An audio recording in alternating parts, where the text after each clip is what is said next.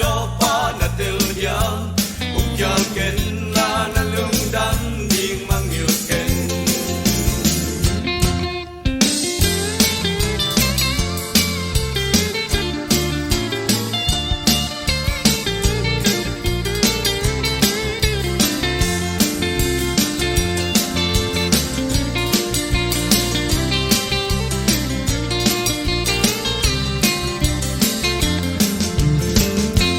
hong soak zo tu zan in Bethlehem kwa ne wa hong soak zo hi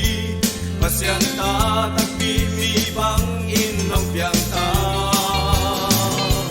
hong dung ding a hong pai pa hi kam sam te ken khol pa ma hi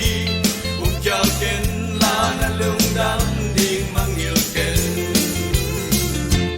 wa don ni va bia ni le mi ta ding in lung dam na lian pe ni lung dam pe ni i le ngai ten ngo la ma ki pa pe ni e Merry Christmas lung dam na ni nuam sunga va don ni va bia ni le mi ta ding in lung dam na lian pe ni